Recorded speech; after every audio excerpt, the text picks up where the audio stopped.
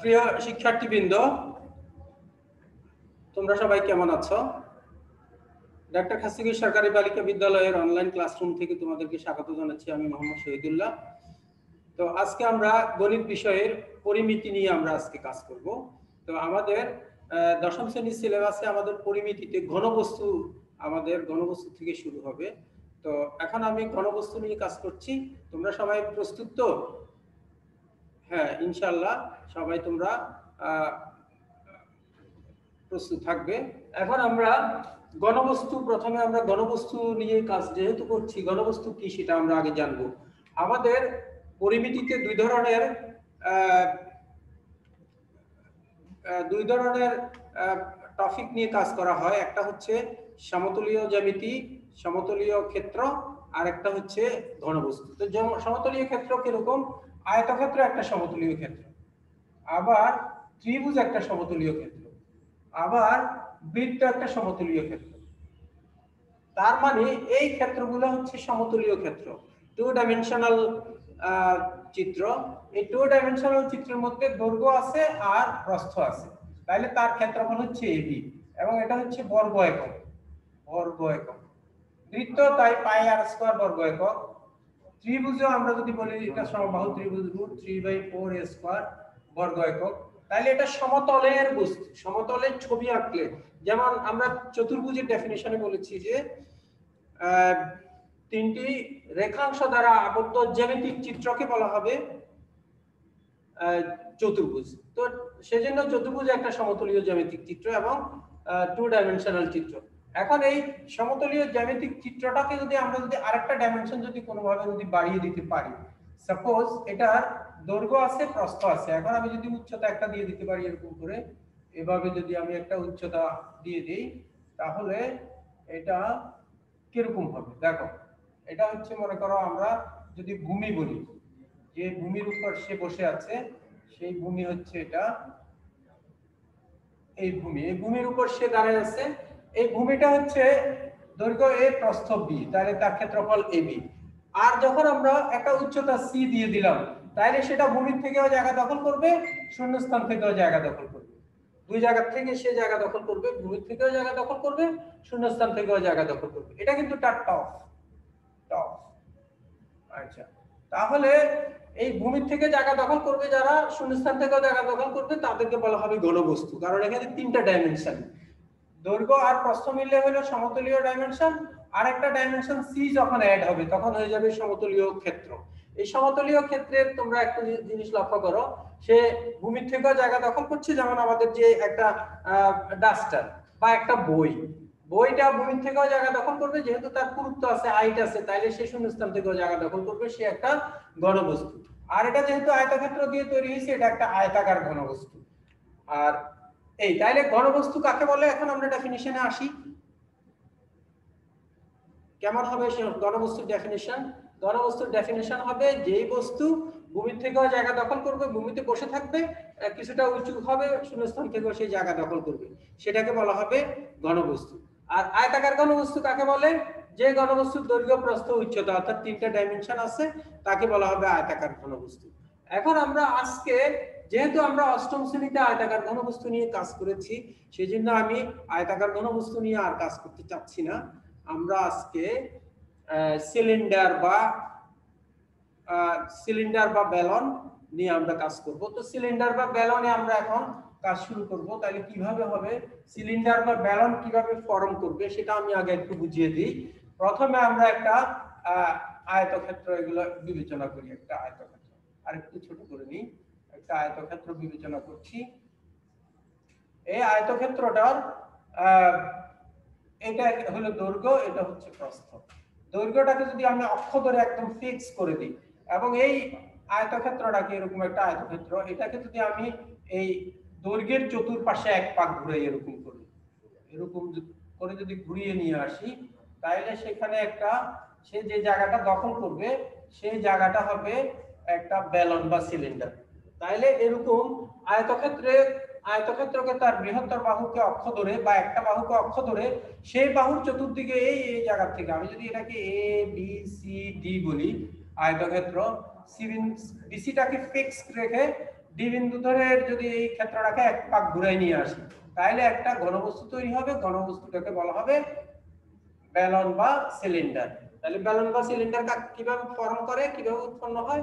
একটি আয়তক্ষেত্রের একটা বাহুকে অক্ষ ধরে যদি আয়তক্ষেত্রটাকে এক পাক ঘুরিয়ে আনা হয় তাহলে যে ঘনবস্তু তৈরি হবে সেটাকেই বলা হবে ব্যালন বা সিলিন্ডার। তাহলে ব্যালন বা সিলিন্ডার, ব্যালন।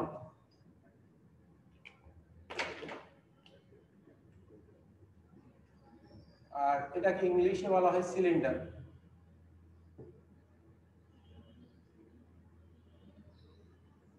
সিলিন্ডার। এখন আমরা এই ব্যালন কি আমরা বাস্তব জীবনে দেখেছি? সিলিন্ডার আমাদের বাস্তব জীবনে কি সিলিন্ডারের সাথে আমরা পরিচিত আছি?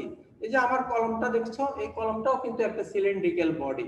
এই সিলিন্ড্রিক্যাল অর্থাৎ এরকম তার দুইটা পৃষ্ঠ আছে আর বক্র পৃষ্ঠ আছে, বৃত্তাকার পৃষ্ঠ দুইটা, বক্র পৃষ্ঠ দুইটা।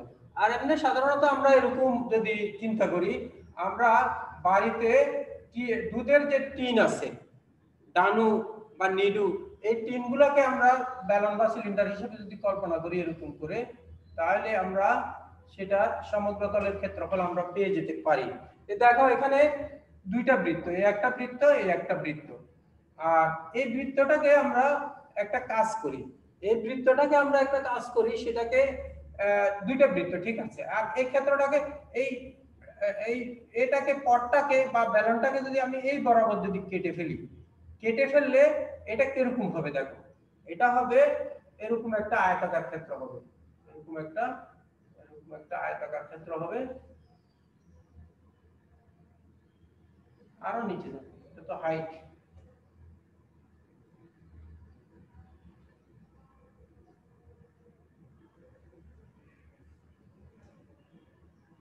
হ্যাঁ, এটাকে যদি আপনি যদি এভাবে খুলে ফেললে ঢাকনাটা এদিকে এসে পড়বে, ঢাকনাটা এখানে পড়বে, এদিকে ঢাকনাটা এভাবে পড়বে। একটা হচ্ছে ঢাকনা, আরেকটা হচ্ছে বটম। এই বটমটা এভাবে হবে, দুইটাই সেম হবে। এই জন্য বলা হয় সমবৃত্তভূমিক ব্যালন। সমবৃত্তভূমিক ব্যালন কেন বলা হয়? এই দুইটা বৃত্ত সমান। এটাকে মনে হয় আরেকটু লম্বা করলে ভালো হবে, আরেকটু লম্বা হবে, এটা আরেকটু লম্বা হবে। লম্বা হওয়ার পরে তাহলে দেখা যায় এটাকে যদি আমি এভাবে আবার করে দিই, আবার ঢাকনা দুটাকে দিয়ে দিই, তাহলে আবার আমার এই ব্যালন বা সিলিন্ডার এটা পুরো হয়ে যাবে।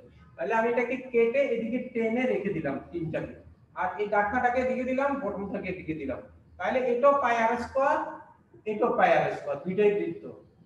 আর এইটার ক্ষেত্রফল কত হবে? দেখো এটা হচ্ছে এই পুরা পরিধি হচ্ছে 2 পাই আর। খেয়াল করো, পুরা পরিধি হচ্ছে 2 পাই আর, বৃত্তের পরিধি, এটা আমরা জানি সবাই। এখন এই বৃত্তের পরিধিটাকে যদি আমি এই রেখাটা, যেহেতু এই বৃত্তের পরিধিটা আমি কেটে এদিকে ছড়াই দিছি, তাহলে এটার ভিতরে এটা এই দৈর্ঘ্যটাও 2 পাই আর হবে, 2 পাই আর হবে। আর এটা যদি আমি উচ্চতাটা h ধরি, এই সিলিন্ডারের উচ্চতা যদি h ধরি, আর এটার ভূমির ব্যাসার্ধ যদি r ধরি, তাহলে এটা ভূমির ক্ষেত্রফল হবে পাই আর স্কয়ার, ভূমির পরিধি হবে 2 পাই আর, উচ্চতা h। তাহলে এই যে বক্র পৃষ্ঠ, যেটাকে আমি এভাবে জয়েন করলে আবার বক্র একটা এরকম হয়ে যাবে, কার্ভড সিলিন্ডার, ইংরেজিতে যেটাকে বলা হয় কার্ভড সিলিন্ডার। এখন এই কার্ভ যেটা অংশ, সেটার ক্ষেত্রফল কত হবে? এটা একটা আয়তক্ষেত্র, আয়তক্ষেত্রের ক্ষেত্রফল কি হবে? তাহলে বক্র পৃষ্ঠের ক্ষেত্রফল, বক্র পৃষ্ঠের ক্ষেত্রফল কত হবে? আমি একটু উপরে লিখি, তাহলে আমার জন্য সুবিধা হবে, নিচের দিকে হয়তো লেখা দেখা নাও যেতে পারে। বক্র পৃষ্ঠের ক্ষেত্রফল, বক্র পৃষ্ঠের ক্ষেত্রফল সমান হবে এই পৃষ্ঠটার ক্ষেত্রফল। দৈর্ঘ্য হচ্ছে 2 পাই আর, প্রস্থ h, তাহলে দৈর্ঘ্য গুণন প্রস্থ 2 পাই আর ইনটু h, 2 পাই আর h। তাহলে বক্র পৃষ্ঠের ক্ষেত্রফল হবে 2 পাই আর h, 2 পাই আর ইনটু h।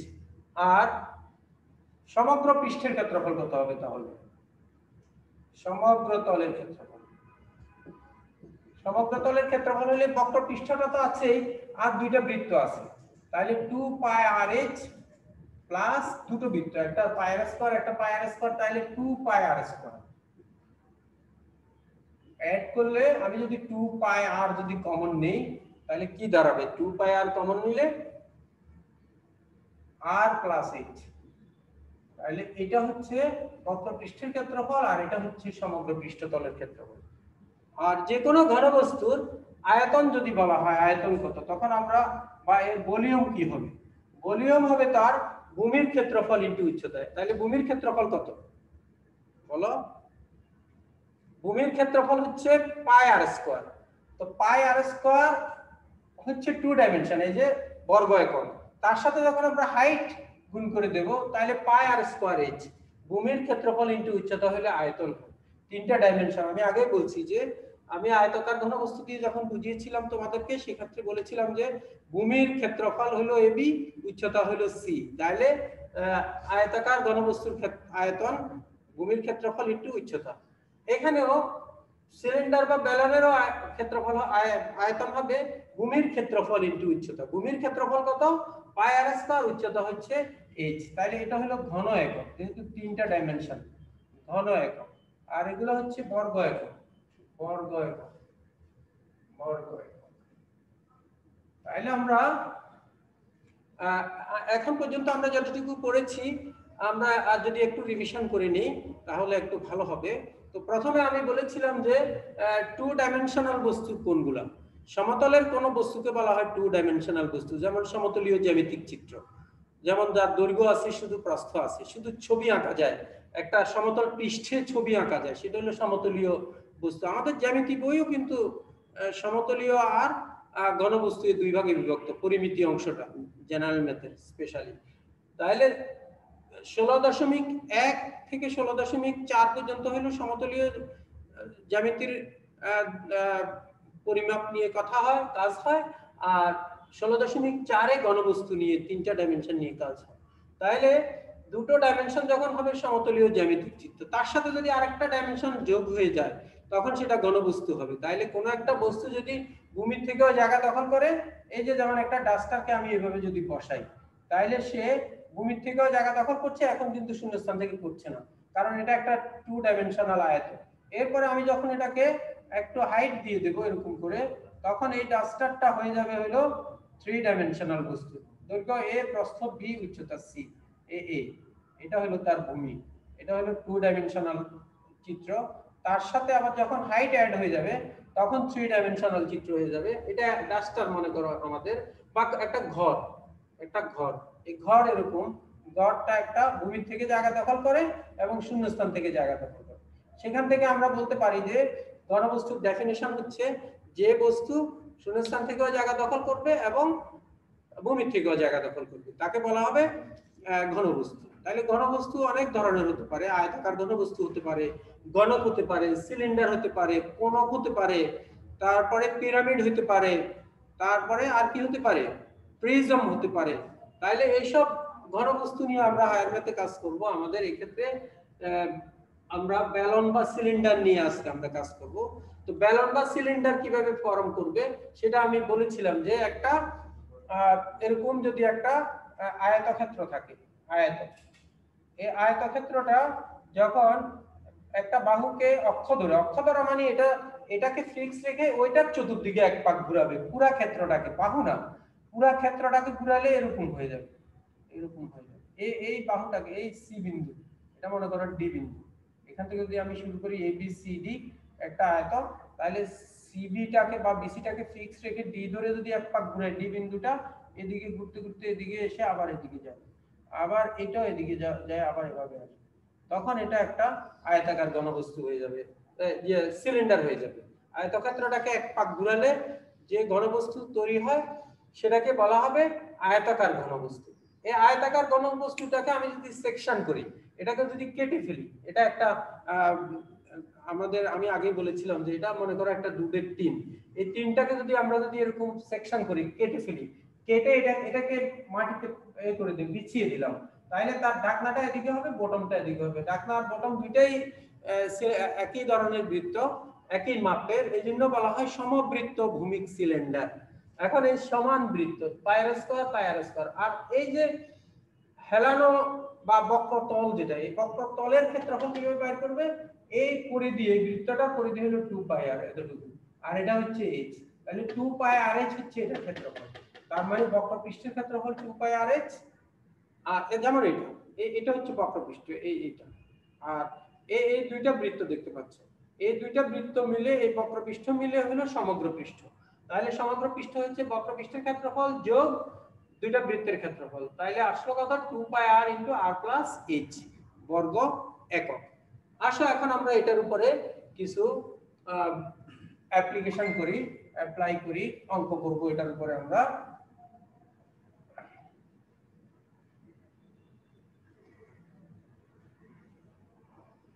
বইতে প্রচুর পরিমাণে এটার উপরে অনুশীলন আছে, আমরা সেগুলোর থেকে যদি একটু চুজ করি,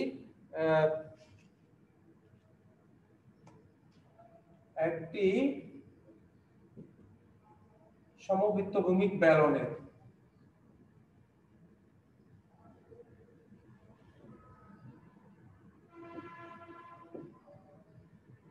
উচ্চতা 10 সেন্টিমিটার এবং ভূমির ব্যাসার্ধ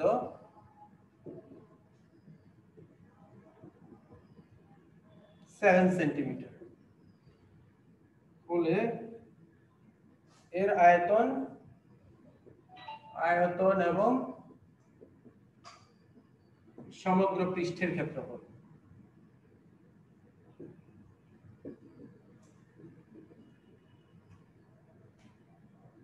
নির্ণয় করো। হ্যাঁ, এটা প্রথমে আমাদেরকে প্রশ্নটা বুঝতে হবে। সমবৃত্ত ভূমিক সিলিন্ডার, দুইটা বৃত্ত সমান সিলিন্ডারের এবং উচ্চতা 10 সেন্টিমিটার, ভূমির ব্যাসার্ধ 7 সেন্টিমিটার। তাহলে আমরা যদি ছবিটা ড্র করি, ছবিটা ড্র করলে ছবিটা কিরকম হবে, এরকম হবে।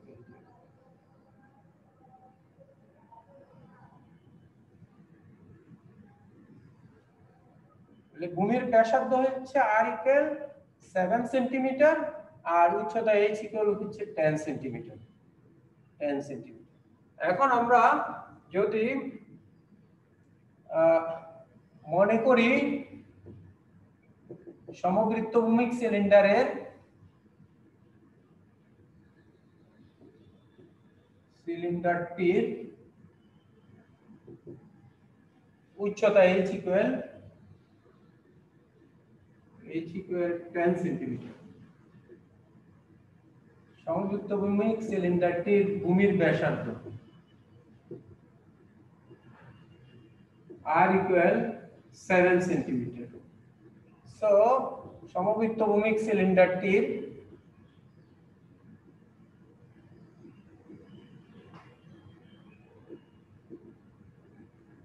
আয়তন, তো আমি আগে বলেছিলাম আয়তন মানে কি, আয়তন মানে ভূমির ক্ষেত্রফল ইনটু উচ্চতা। তো ভূমির ক্ষেত্রফল কত, ভূমি হচ্ছে একটা বৃত্ত, বৃত্তের ক্ষেত্রফল আমরা জানি পাই r স্কয়ার,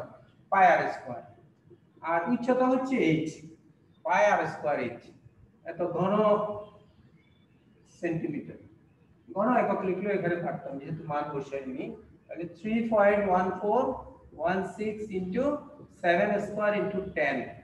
এটা এখন ক্যালকুলেশন করে বাইর করো, ক্যালকুলেশন করলে কত হবে সেটাই হবে, অত বর্গ সেন্টিমিটার হবে। এরপরে আমরা সমবৃত্ত ভূমিক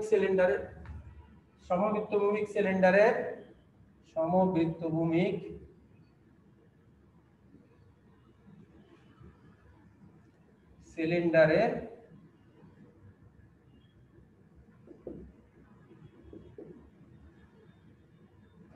সমগ্র তলের ক্ষেত্রফল, সমগ্র পৃষ্ঠের ক্ষেত্রফল, সম্পূর্ণ পৃষ্ঠের বা সমগ্র পৃষ্ঠের ক্ষেত্রফল কত হবে। সমগ্র পৃষ্ঠের ক্ষেত্রফল কিন্তু দুইটা ভূমির ক্ষেত্রফল আর বক্রপৃষ্ঠের ক্ষেত্রফল। আমরা আজকে বের করেছিলাম বক্রপৃষ্ঠের ক্ষেত্রফল হচ্ছে 2 পাই rh আর দুইটা পৃষ্ঠের ক্ষেত্রফল হচ্ছে, দুইটা বৃত্ত পৃষ্ঠের ক্ষেত্রফল হচ্ছে পাই r স্কয়ার প্লাস পাই r স্কয়ার। তাহলে 2 পাই rh into r plus h, এটা হলো বর্গ একক। এবার আমরা এখানে মান বসাবো, এখানে আর সম্ভবত দেখা যাবে না, আমি একটু এদিকে সরে আসি। তাহলে 2 ইনটু পাই এর মান বসাবো 3.1416 ইনটু আর এর মান বসাবো 7, h এর মান বসাবো 10 ইনটু 7 প্লাস 10, এত বর্গ একক। এই এখন আমাদের ঘন একক কত হবে এটা একটু আমরা যদি ক্যালকুলেশন করি তাহলে 1539.938 ঘন সেন্টিমিটার আর এটা কত হবে 747.7 বর্গ মিটার তো মিটার দাও তাইলে আমরা যে অঙ্কটা করলাম সেখানে আমরা দেখলাম যে ব্যালন বা সিলিন্ডারের হাইট দেয়া আছে ভূমির ব্যাসার্ধ দেয়া আছে তাইলে এর আয়তন আর পৃষ্ঠতলের ক্ষেত্রফল তা আমরা তো জানি যে আয়তন হচ্ছে পাই আর স্কয়ার h আর আর h এর মান বসিয়ে দিলাম আর সমগ্র পৃষ্ঠের ক্ষেত্রফল আমরা জানি পাই আর 2 পাই আর h * r + h তো এখানে আমরা আর আর h এর মান 7 আর 10 বসিয়ে দিলাম বাস এটাই এখন আমরা আরেকটা অঙ্ক দেখব অনুশীলনী থেকে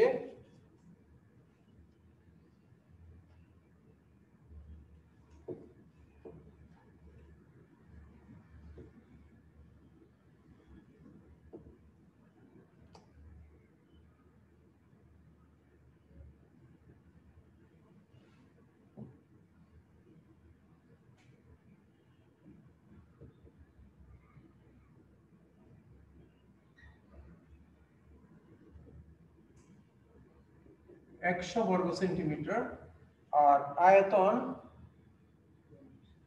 আয়তন দেয়া আছে 150 বর্গ সেন্টিমিটার ঘন সেন্টিমিটার এখন উচ্চতা ও ভূমির ব্যাসার্ধ নির্ণয় করতে বলা হয়েছে উচ্চতা ও ভূমির ব্যাসার্ধ নির্ণয় করা এটা হচ্ছে 15 নাম্বার অঙ্কটা বইয়ের এখন আমরা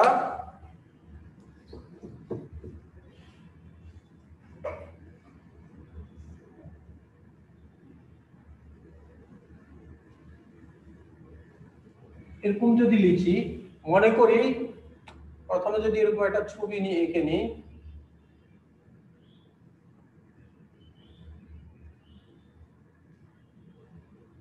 এটা আর এটা এইচ এটা বের করতে হবে আমাদেরকে মান দেয়া নেই তাহলে সমবৃত্তভূমিক সিলিন্ডারের আয়তন পাইছি সমবৃত্তভূমিক সিলিন্ডারের বক্রতলের ক্ষেত্রফল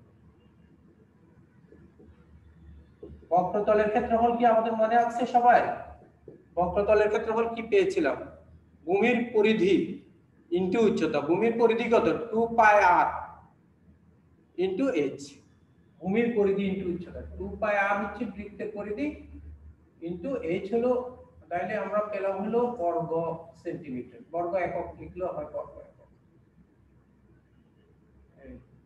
তাইলে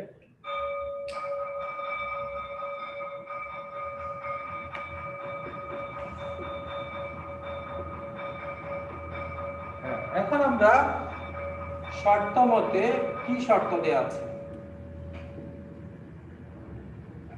পাই 2 পাই rh 2 পাই rh ইকুয়াল দেয়া আছে আমাদের হলো 100 এটা আমরা দিলাম এক নম্বর ইকুয়েশন আর দেয়া আছে পাই r স্কয়ার h দেয়া আছে হলো 150 এটাকে দিলাম 2 নাম্বার এখন আমরা এখান থেকে আর আর h এর মানটা বের করে নিয়ে আসব তাহলে কিভাবে বের করা যাবে বলো আর আর h এর মান আমরা 2 কে 1 দ্বারা ভাগ করে দেব 2 নং ভাগ 1 নং তাইলে কি ইমপ্লাই করবে pi r square h divided by 2 pi r h equal 150 divided by 100 আর এখানে লক্ষ্য করো r by 2 equal 3 by 2 so r equal 3 r এর মান 3 তাহলে আমাদের ব্যাসার্ধ বেরিয়ে গেছে এখন আমরা ব্যাসার্ধের মানটা 1 নং এ বসিয়ে দিই 1 নং এ বসিয়ে দিলে আমরা কি করব h এর মানটা পেয়ে যাব এবার দেখো এক নং হতে পাই, এক নং এ কি পাই 2 পাই r আর হচ্ছে 3 into h equal 100। তাহলে h equal কত হবে এখানে 100 divided by 2 into 3.1416 into 3। এখান থেকে এখন আমরা ক্যালকুলেশন করে h এর মানটা বের করে নিতে পারবো। তো ঠিক আছে, তাহলে আমরা আজকে এই অঙ্কটা আমি আরেকবার বলি। বক্রতলের ক্ষেত্রফল আর আয়তন দেয়া আছে। বক্রতলের ক্ষেত্রফল হচ্ছে 2 পাই rs, আয়তন হচ্ছে পাই r স্কয়ার s। দুইটা ইকুয়েশন ব্যবহার করলাম, 2 নংকে 1 নং দ্বারা ভাগ করলাম, r এর মান পেলাম, r এর মান 1 বা 2 এ বসাবো, বসানোর পরে h এর মান আমরা বের করে নেব। তো এটাই হলো আমাদের ঘনবস্তু বা ব্যালনের আয়তন কিংবা ক্ষেত্রফল সংক্রান্ত যে প্রবলেম সেই। এখন আমরা আজকের পাঠের উপর যদি আমরা কিছু হোমওয়ার্ক করি, আমাদের বই থেকে আমরা 16 নম্বর অঙ্ক অনুশীলনীর, তাহলে আমি বাড়ির কাজটা তোমাদেরকে বলি। বাড়ির কাজ, একটা বাড়ির কাজ নিয়ে নাও। এক্সারসাইজ 16.4 এর 16 নাম্বার, এটা হচ্ছে বাড়ির কাজ। তাহলে তোমরা এই বাড়ির কাজটা করে আসবে। সময়ের স্বল্পতার জন্য আমি এটা লিখে দিতে পারি নাই, বই থেকে বলে দিচ্ছি। তো ঠিক আছে, আজকে পর্যন্তই থাকলো। তোমরা ভালো থাকো, পরের ডেটে আমরা আবার এই চ্যাপ্টারের উপরে কাজ নিয়ে আবার হাজির হব। আল্লাহ হাফেজ।